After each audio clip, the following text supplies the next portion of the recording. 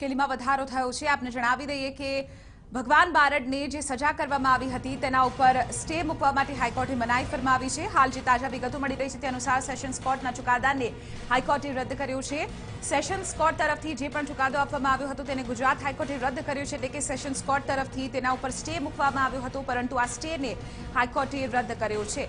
મહત્વની વાત છે કે ભગવાન બારડને ખનીજ ચોરીના કેસમાં લગભગ 2 વર્ષથી વધુની સજા ફટકારવામાં આવી હતી, જે મામલે ભગવાન બારડની મુશ્કેલીમાં વધારો થઈ રહ્યો છે। બીજી તરફ આપણે જણાવી દઈએ કે ભગવાન બારડના ધારાસભ્ય પદ પરથી તેમને સસ્પેન્ડ કરવા માટેનો જે નિર્ણય અહીં લેવામાં આવ્યો હતો એ નિર્ણયને લઈને પણ કોંગ્રેસ તરફથી એક રીતે કહી શકાય કે વિધાનસભા અધ્યક્ષની સામે રજૂઆત કરવામાં આવી હતી, પરંતુ હવે જ્યારે આ સમગ્ર નવી અપડેટ આ સમગ્ર કેસમાં આવી છે ત્યારબાદ ભગવાન બારડની મુશ્કેલીમાં વધારો થઈ રહ્યો છે।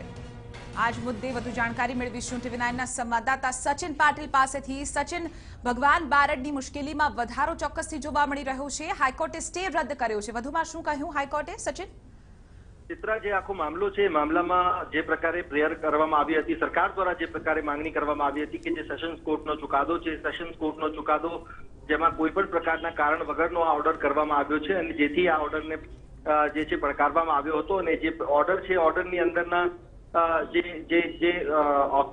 એના ઓબ્ઝર્વેશન્સ કહેવાય, ઓબ્ઝર્વેશન્સમાં પણ કોઈ એવો ખુલાસો નહોતો કરવામાં આવ્યો, અને આ સાથે જ કોર્ટે એ પણ જે નોંધ્યું છે કે જે જ્યુડિશિયલ મેજિસ્ટ્રેટ ફર્સ્ટ ક્લાસનો જે ઓર્ડર છે સૂત્રાપાડા કોર્ટનો, અને એ જે ઓર્ડર છે ઓર્ડરમાં જે પ્રકારે જે ફરિયાદ કરવામાં આવી હતી જે જીઓલોજીસ્ટ હતા એમના દ્વારા, માઇનિંગ ઓફિસર દ્વારા, અને જે પ્રકારે રેડની કાર્યવાહી કરવામાં આવી હતી, ફક્ત એક જ જગ્યા નહીં એ સિવાયની જગ્યાઓ પર પણ કરવામાં આવી હતી। આ સાથે જ ગામના કેટલાક જે લોકો છે, 3 જણા જે છે એમને પણ આ મામલામાં ફરિયાદ પોતાની આપી છે।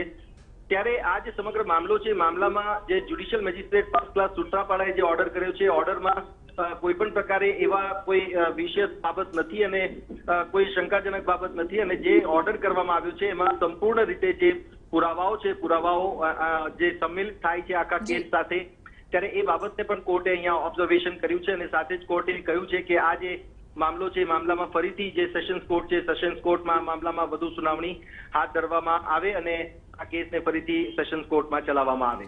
પરંતુ એક વાત અહીંયા સ્પષ્ટ થઈ જાય છે ચિત્રા, કે આ બાબતને હાઈકોર્ટના ઓર્ડરથી જે ભગવાન બારડ છે એમની મુશ્કેલીમાં જરૂરથી વધારો થયો। બિલકુલ, આભાર।